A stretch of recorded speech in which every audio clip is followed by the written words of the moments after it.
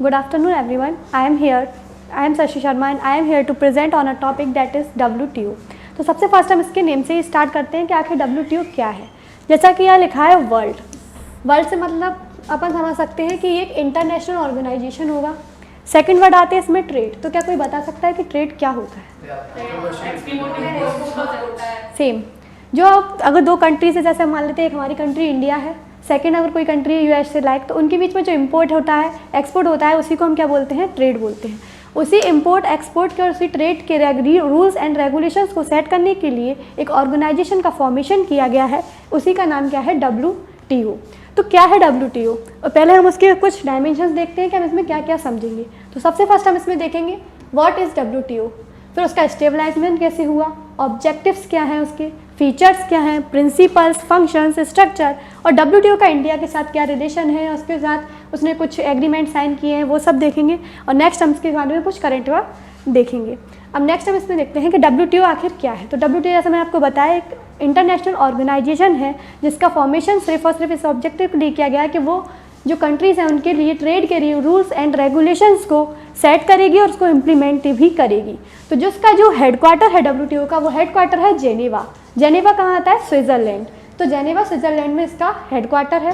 Second इसके leader हैं जिनका नाम है नोगोजी ओकोंजो-इवेला। ये एक इकोनॉमिस्ट है और फर्स्ट जो इनको जो चेयरमैन बनाया गया है, ये first women and first African chairman है WTO की। इनको करेंटली ही अभी अपॉइंट किया गया 2021 में।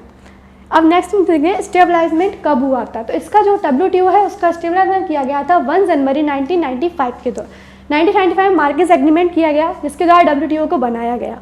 WTO को जब बनाया तो इसके फाउंडर थे पीटर सुटरलैंड और इसको एक ऑर्गेनाइजेशन था गेट के सक्सेसर के रूप में इसको स्टेबलाइजमेंट किया गया किसका? WTO का।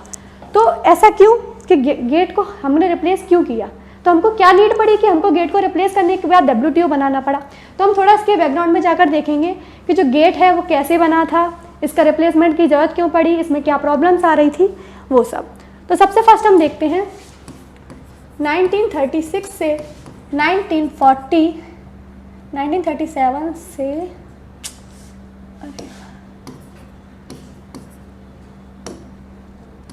1937 टू 1946 के बीच में इंटरनेशनल लेवल पे कुछ चल रहा था। कोई बता सकता है क्या चल रहा था उसमें?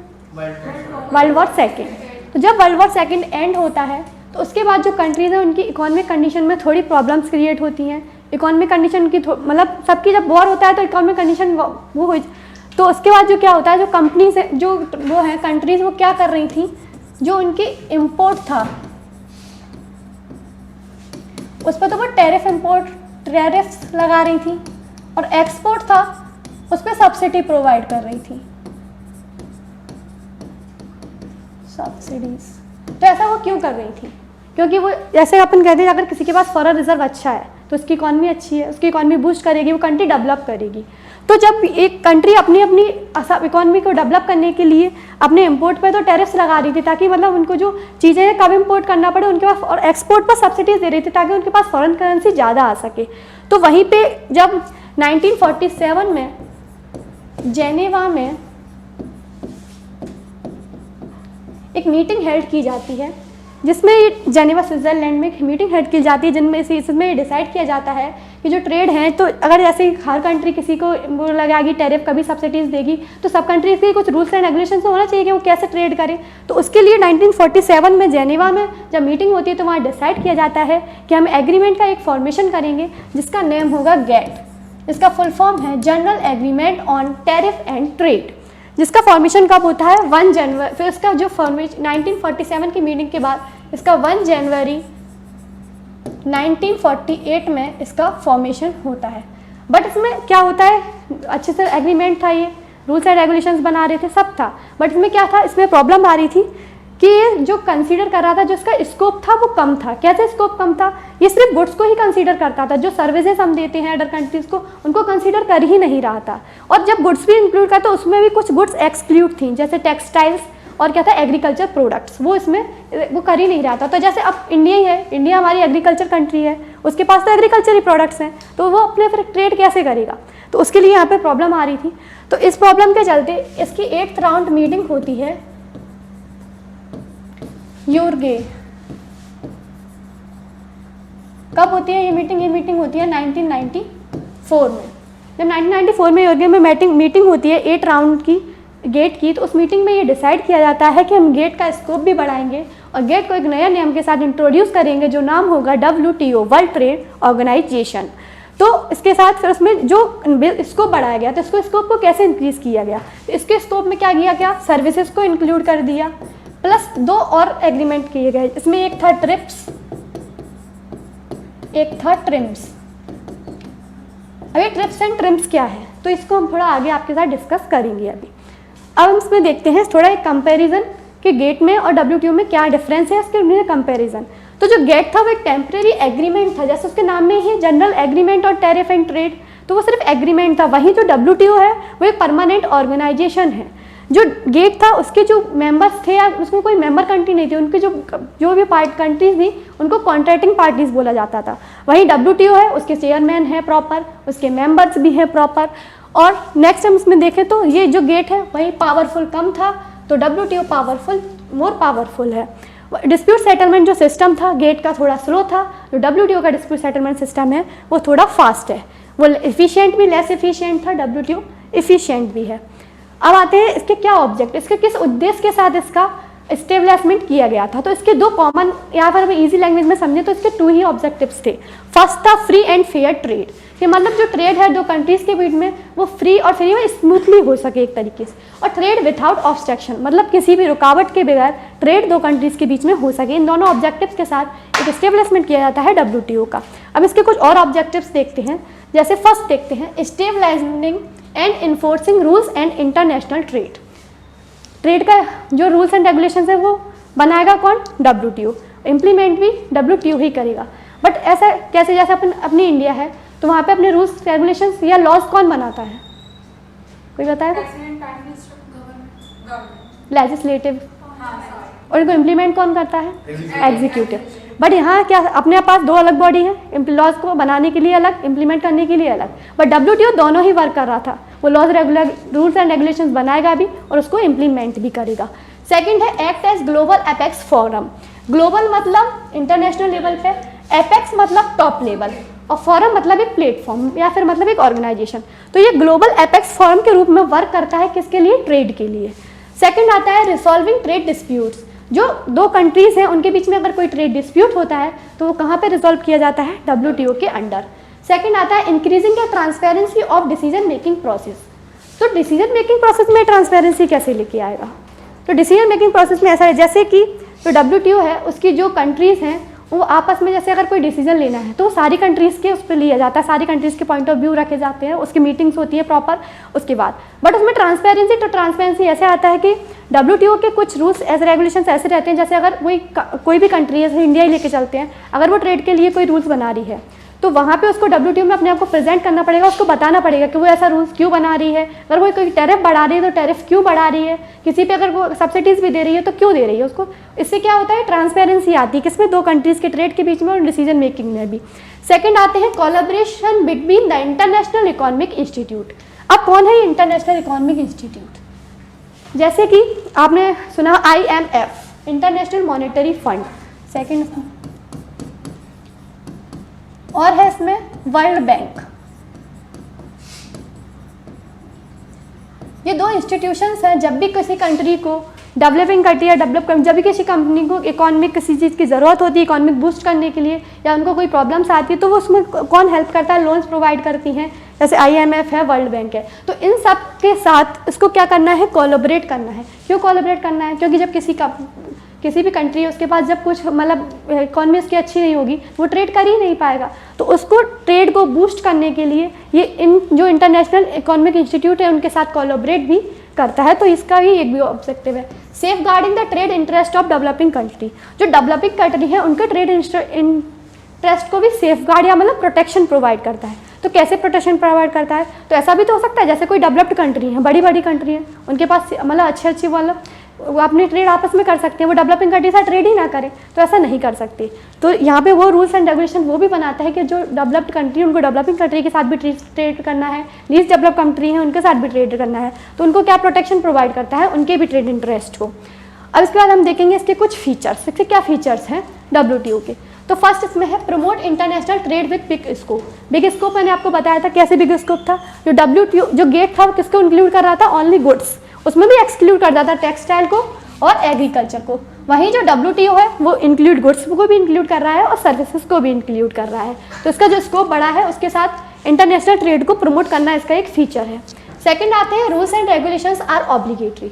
जो गेट था उसके रूल्स एंड रेगुलेशन ऑब्लिगेटरी नहीं थे, बट जो कहते हैं कि जो अपना WTO है उसके रूल्स एंड रेगुलेशंस ऑब्लिगेटरी हैं। हर कंट्रीज़ को उनके रूल्स एंड रेगुलेशन मानने पड़ते हैं। सेकंड है India has been on the front line of stabilising fair international laws and regulations at WTO, significant member of WTO। तो जो क्या है इसमें सिंपल, जैसे इंडिया है वो एक मेंबर है WTO का, तो उस मेंबर के साथ वो अपने फ्रंट लाइन पर आकर अपने वर्क करता है, उनकी मीटिंग में पार्टिसिपेट करता है, डिसीजन मेकिंग में हेल्प करता है। सेकेंड इसमें आता है India has compiled with the WTO's demand and has responsibly liberalise trade by abolishing import restriction and lowering tariff. तो इंडिया भी उसको ट्रेड को प्रमोट करता है, कैसे ट्रेड के जो इम्पोर्ट्स हैं उनके रिस्ट्रिक्शन को एबॉलिश करता है, लो टैरिफ्स जो लगाता है उसको कम करके उसको भी उसको। अब इसके हम नेक्स्ट देखेंगे इसके फंक्शंस क्या हैं। तो इसके फंक्शन में सिंपल वही कि स्मूथली ट्रेड हो वो सब देखता है, उसके लिए इसका एक सिंपल वही एक फंक्शन है बस। रोल ऑफ WTO, क्या रोल है WTO का, तो WTO ऑपरेट करता है global system of trade rule. जो ट्रेड रूल्स का ग्लोबल सिस्टम इंटरनेशनल लेवल पर जो सिस्टम है उसको रेगुलेट करता है। सेकंड आते हैं act as forum for negotiation trade agreement. जो ट्रेड एग्रीमेंट्स के लिए जो नेगोशिएशन करना है तो उसके लिए एक इंटरनेशनल लेवल पर एपेक्स फॉरम के रूप में वर्क करता है। Settles trade dispute between its member. जो इसके मेंबर्स हैं उनके बीच में अगर कोई ट्रेड डिस्प्यूट्स अराइज होता है तो उसको रिजॉल्व कौन करता है, WTO। Second, support the need of developing country. Developing country की जो नीड होती है उसको सपोर्ट करता है, और इसी सपोर्ट के लिए वो किसके साथ कोलैबोरेट कर रहा था, IMF एंड वर्ल्ड बैंक, जो अदर इकोनॉमिक इंस्टीट्यूट्स हैं उनके साथ। अब इसके हम कुछ प्रिंसिपल्स देखेंगे कि WTO के प्रिंसिपल्स क्या है। सबसे फर्स्ट इसका प्रिंसिपल है नॉन डिस्क्रिमिनेशन। तो ये क्या डिस्क्रिमिनेशन कैसे नहीं, तो उसके जो रूल्स एंड रेगुलेशंस होंगे वो सारी कंट्री के लिए सेम होंगे। ऐसा नहीं है कि अगर कोई स्विट्जरलैंड में तो स्विट्जरलैंड के लिए अलग रूल्स एंड रेगुलेशंस बना दे, इंडिया के लिए अलग बना दे, चाहे तो उसके जो रूल्स एंड रेगुलेशंस है वो सबके लिए कोई इसमें डिस्क्रिमिनेशन नहीं करेगा। सेकंड है मोस्ट फेवर्ड नेशन। तो वो ऐसा नहीं करेगा किसी टॉप एक पर्टिकुलर किसी नेशंस को ले उसका फेवरेट नेशंस करके तो उसको लिए वो अलग रूल्स एंड रेगुलेशन करे, उसको प्रमोट करे, उसकी इकॉनमी प्रमोट करे, तो ऐसा नहीं है। वो सबके लिए सेम रूल्स एंड रेगुलेशन बनाएगा और सेम करे। नेशनल ट्रीटमेंट, जो इक्वलिटी का वही ट्रीटमेंट देगा सबको, नेशनल ट्रीटमेंट होगा। सेकंड, रेसिप्रोसिटी, मतलब जो इसके मेंबर्स हैं वो आपस में एक दूसरे की म्यूचुअल रिस्पेक्ट भी करेंगे। सेकंड, ट्रांसपेरेंसी डिसीजन मेकिंग में प्रमोट करेगा, मैंने आपको प्रीवियस बताई था अभी। सेकंड इसमें आता है रिफॉर्म एंड डेवलपमेंट का वर्क भी करेगा, किसके, ट्रेड और ट्रेड के। अब देखिए वो लास्ट स्लाइड में जो पिक है मेरे को उसका मतलब समझा दीजिए इस वाली का। जैसे कि रिच कंट्री गवर्नमेंट्स जो हैं इसमें डिस्क्रिमिनेशन के लिए हम अपन कह सकते हैं, और ये मल्टीनेशनल्स हैं। तो अगर ये दो कंट्री आपस में ही ट्रेड करती रहेंगी तो जो छोटी छोटी कंट्री हैं वो तो उनकी इकॉनमी पुश नहीं कर पाएगी, तो इसके लिए ही ये रूल्स एंड रेगुलेशंस बना के उनको भी प्रमोट करता है। तो ये लिखा है रिफॉर्म एंड डेवलपमेंट, वो भी इसके लिए। तो ऐसा नहीं है कि वो सिर्फ बड़ी बड़ी कंट्रीज जो रिच नेशंस हैं या मल्टीनेशनल नेशंस हैं वो आपस में ही ट्रेड, नहीं, उनको इनके साथ भी ट्रेड करना पड़ेगा। कौन सा मैम, व्हेन एलिफेंट मेट, हाँ मतलब जो जब दो कह सकते हैं हाथी जब मिलते हैं तो चींटियाँ छोटी छोटी होती है वो तो मरी जाती है ना, उसी के लिए इसको बताया गया है वहाँ पे। अब आते हैं इसके स्ट्रक्चर पर। तो इसका स्ट्रक्चर है, सबसे फर्स्ट आते हैं इसमें मिनिस्ट्रियल कॉन्फ्रेंस, सबसे टॉप पे मिनिस्ट्रियल कॉन्फ्रेंस वर्क करती है। उसके नीचे कुछ अदर बॉडीज़ हैं जैसे डिस्प्यूट सेटलमेंट बॉडी, ये किसका करेगी, रिसॉल्व करेगी किसके, ट्रेड डिस्प्यूट्स को। सेकेंड है जनरल काउंसिल, जनरल काउंसिल वो है जो रूल्स एंड रेगुलेशंस को बनाएगी। सेकंड इसमें आता है ट्रेड पॉलिसी रिव्यू बॉडी, जो rules and regulation general council बनाएगी उनको रिव्यू कौन करेगा, ट्रेड पॉलिसी रिव्यू बॉडी उनको रिव्यू करेगी। उसके नीचे कुछ अदर काउंसिल्स आती हैं जैसे गुड्स काउंसिल्स, इंटेलेक्चुअल, इसमें गुड्स को कंसीडर किया जाएगा, इंटेलेक्चुअल प्रॉपर्टी, तो यहाँ पे प्रॉपर्टी वगैरह जो ट्रिप्स है उसके बारे में आएगा। सर्विसेज को भी सर्विस काउंसिल वो सर्विसेज के बारे में डिस्कस करेगी। तो WTO का जो है इसमें ऐसा नहीं है कि चेयरमैन अकेला उसको जो स्ट्रक्चर कोई भी डिसीजन ले लेगा, नहीं, उसके सारे मेंबर्स के साथ जो मीटिंग होती है सारे मेंबर्स का जो पॉइंट ऑफ व्यू होता है उसके साथ मिलकर वो उनका जो डिसीजन होता है वो लेता है। नेक्स्ट हम इसका देखते हैं मेंबर्स। तो WTO जब इस्टेब्लिश हुआ था तो इसके इनिशियल मेंबर थे 123, बट जो अगर करंट मेंबर देखें तो 164 हैं। जो लेटेस्ट मेंबर बना हुआ है वो अपना है अफगानिस्तान, ये रहा अफगानिस्तान है कि ठीक है। अब इसमें हम जो देखते हैं डार्क ब्लू कलर के, जैसे ये है मतलब अपन देखते बहुत सारे हैं तो इसमें सारे तो अपन नहीं कर सकते डिनोट, तो वो क्या है जो उसके करंट मेंबर हैं, बट कुछ मेंबर्स हैं जो लाइट ब्लू में हैं, जैसे अपन रशिया ले लें, ठीक है ना, यहाँ पे टर्की है, ये सब। तो क्या करें, जो करंटली जिन्होंने 2005 में WTO के साथ नेगोशिएशन किया है, और वो क्या है, ऑब्जर्वर मेंबर्स हैं। Observer members means decision making में हेल्प नहीं करेंगे, बट वो उसकी मीटिंग को मतलब करेंगे, मीटिंग में जाएंगे, उसको मतलब एडवाइस भी दे सकते हैं, बस ऐसा नहीं है कि डिसीजन में उनको डिसीजन नहीं लेंगे वो। सेकंड आते हैं जो और भी लाइट ब्लू है, जैसे अपन इन कंट्रीज़ को देख सकते हैं, तो वो ऑब्जर्वर मेंबर्स तो हैं, बट उनका WTO के साथ कोई नेगोशिएशन भी नहीं है। अब नेक्स्ट देखते हैं इनका ऑफिशियल कोई भी इंटरेक्शन नहीं है, वो कौन कौन सी, तो वो बहुत कम कंट्रीज़ हैं जिनका WTO के साथ कोई नेगोशिएशन नहीं है। जैसे यहाँ पे तुर्कमेनिस्तान है, यहाँ नॉर्थ कोरिया है, सेकंड यहाँ पे अपन देख सकते हैं सीरिया है, ये अपना यमन है, ये वेस्टर्न सहारा है, और एक्स्ट्रा कंट्रीज जैसे ये भी है, इसके नेम में क्वेश्चन, सोमालिया, हाँ, एरिट्रिया है शायद ये, और एक ये सोमालिया, हाँ। तो ये कंट्रीज हैं जिनका कोई भी इंटरेक्शन है ही नहीं WTO के साथ। अब आते हैं WTO और इंडिया। तो WTO का इंडिया के साथ क्या रिलेशन है, तो WTO है जो इसको कब से मेंबर है, WTO जनवरी 1995 से मेंबर है। तो जनवरी 1995 में तो उसका एस्टेब्लिशमेंट नहीं हुआ था, तो क्या ये गेट का भी मेंबर था, तो हाँ WTO गेट का मेंबर भी था। जब से उसका 1948 में एस्टेब्लिशमेंट हुआ था तब से ही WTO उसका भी मेंबर था। अब नेक्स्ट आते हैं WTO ने साइन किए, वो इंडिया ने कुछ एग्रीमेंट साइन किए हैं WTO के साथ। कौन कौन से एग्रीमेंट साइन किए हैं, reduction of tariff and non tariff barriers, जो टैरिफ और नॉन टैरिफ बैरियर्स होते हैं उनको रिडक्शन के लिए भी एक एग्रीमेंट साइन किया हुआ है सब। अब आते हैं ट्रिम्स एंड ट्रिप्स, जो दो मेरे को पता है, इसका जब इसको बढ़ाया गया था तो इन दोनों को ऐड किया गया था, सर्विसेज को ऐड किया गया था। तो क्या होता है TRIMS, trade related investment measures. तो इसमें ऐसा बोला गया है कि अगर कोई कंट्री ऐसा कोई भी मीजर्स को एग्री या ऐसी कोई भी रूल्स को एग्री नहीं करेगी जो उसको ट्रेड को रिस्ट्रिक्ट करते हों, ये इसके अंदर बोला। Second, trade related intellectual property right, मतलब कि अगर किसी कंट्री के पास कोई अदर कंट्री आती है और उसकी अगर इकॉनमी बूस्ट होती है, उसका ट्रेड इम्प्रूव होता है, प्रमोट होता है, तो वो उसको इंडस्ट्री सेटअप करने के लिए जो है प्रॉपर्टी प्रोवाइड करेगा। सेकंड है एग्रीमेंट और एग्रीकल्चर, तो जो एग्रीकल्चर प्रोडक्ट्स हैं उनके लिए भी इसने एग्रीमेंट किया हुआ है WTO के साथ। मल्टी फाइबर एग्रीमेंट, मतलब कि जो मल्टीलेटरल जो कंट्रीज होती हैं उनके साथ भी इसने एग्रीमेंट साइन कर ली, जो मल्टी फाइबर्स एग्रीमेंट है वो साइन किया हुआ है। इसके बाद आते हैं हम, they are 4 major recent development हैं जो क्या किए हैं WTO ने इसके साथ इंडिया के साथ करी हुए हैं। सबसे पास आता है ban on Chinese mobile app. तो चाइनीज़ मोबाइल ऐप हम सारा टिकटॉक चलता था पहले, PUBG चलता था, वो सब बैन कर दिया गया। तो किसके अंडर बैन किया गया था, वो इसी के अंदर, चाइनीज़ मोबाइल ऐप्स को बैन कर देंगे।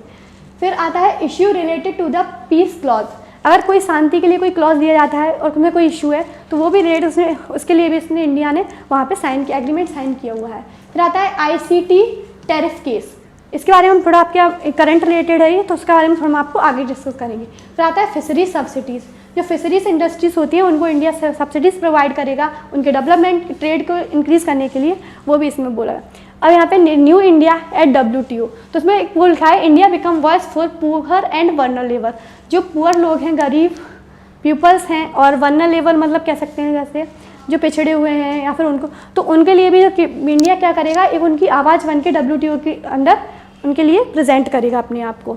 अब सेकंड इसमें आते हैं EU, जो मैंने आपको बताया ICT का टैरिफ केस। तो EU जो यूरोपियन यूनियन है उसने ऐसा केस फाइल किया है इंडिया के ऊपर कि जो इंडिया है वो ICTs के प्रोडक्ट्स पे मतलब जो टैरिफ्स है वो ज़्यादा लगा रहा है मुँह। तो उसका जो अभी उसका जो जजमेंट आया हुआ है जिसमें WTO ने बोला है कि इंडिया को अपने जो ICT टेक्नोलॉजी प्रोडक्ट्स हैं उसके लिए अपने टैरिफ्स को कम करना पड़ेगा। तो आपने रिसेंटली न्यूज़ में सुना होगा 1 जुलाई समथिंग, उसमें अभी बोला गया था कि जो स्मार्टफोन्स, TV, फ्रिज या चीपर प्रोडक्ट्स हैं उन पे जो है 18 to 12 by 31% जो टैक्सेस हैं उनको कम कर दिया जाएगा। तो वो ऐसा क्यों किया, क्योंकि वहाँ से EU ने जो केस किया था उसके जो जजमेंट आया था उसमें बोला गया था इंडिया को कि ICT प्रोडक्ट्स पे अपने टैक्सेस को कम करेगा। नेक्स्ट आप ये जो आपने अमेरिकन नोकोजी जो उनके चेयरमैन बताई थी, करंट चेयरमैन जो 2021 में अभी इनको बनाया गया है, अफ्रीकन चेयरमैन है, फर्स्ट लेडी चेयरमैन है कहाँ की, WTO की, और हमारे honourable prime minister Narendra Modi ji. And next हम देखते हैं इसकी 12th मिनिस्ट्रियल कॉन्फ्रेंस जो लेटेस्ट हुई थी वो हुई थी हमारी जेनेवा स्विट्ज़रलैंड में, और वो जो जिसको होस्ट किया था किसने, कजाकिस्तान ने, और जो कब हुई थी, जून 2022 में हुई थी। नेक्स्ट जो अब आने फ्यूचर में होने वाली है वो है थर्ड WTO मिनिस्ट्रियल कॉन्फ्रेंस, जो कब होगी 26 फेब 2024 को होगी, और जिसको प्रेसिडेंटशिप कौन करेगा? Abu Dhabi UAE। And that's it and thank you. Ma'am I am reading someone is that कि जो WTO का लोगो है मेरे को उसका एक्सप्लेनेशन समझना है कि कैसे बना है, वो क्या है, इसका मीनिंग क्या है एक्चुअली। फर्स्ट लोगो, उसके बारे में एक्चुअली मुझको नहीं पता है, अगर मैं सर्च करके आपको बता दूंगी। But and ma'am second thing is that कि इंडिया का कितना परसेंटेज है, कितना रोल है WTO में? वो भी नहीं किया था, क्योंकि इसकी जो मिनिस्ट्री है, मतलब जो WTO उसको जो कॉन्फ्रेंस करते हैं उसके सारे मेंबर्स वर्ग जो उसकी मिनिस्ट्री है उसके अंडर ही की जाती है, इसलिए उसको मिनिस्ट्रियल कॉन्फ्रेंस कहते हैं। इसमें जो डिस्प्यूट सॉल्व होते थे पहले, तो गेट में स्लो और इसमें फास्ट कैसे होते हो, क्या मतलब मेजर? क्योंकि गेट एक एग्रीमेंट था, उसके मैंने आपको बताया ऑब्लिगेटरी नहीं थे, तो अगर वो ट्रेड डिस्प्यूट सॉल्व तो करता था, बट जब किसी पे ऑब्लिगेटरी नहीं, कोई मानेगा? जब आप पे कोई चीज़ ऑब्लिगेटरी नहीं है तो उसकी जो प्रोसेस थी वो भी बहुत स्लो हो जाती है, जब कोई मानता ही नहीं था तो वो डिस्प्यूट चलता ही रहता था, तो वो प्रोसेस स्लो थी। वहीं जो WTO है उसकी ऑब्लिगेटरी है, तो उनको मानना ही पड़ता है, जो जजमेंट वो देगा, जैसे EU ने दिया जजमेंट, EU के केस में दिया गया, तो उसको इंडिया को मानना पड़ा, उसके टैक्सेस कम करने पड़े, इसलिए उसकी जो फास्ट प्रोसेस हो जाती है। इंडिया ने कभी प्रिसाइड किया है इसकी कोई बात को? डिसाइड किया नहीं पता मेरे मतलब है कि अभी तक इंडिया में कोई मीटिंग नहीं हुई है WTO की। को, मैंने नहीं देखा इसका। एक चीज़ की, आप जब इस्टेब्लिशिंग बोलते हो ना, तो मतलब कई बार वो स्टेबलाइजिंग सुना जाता है, तो थोड़ा सा कम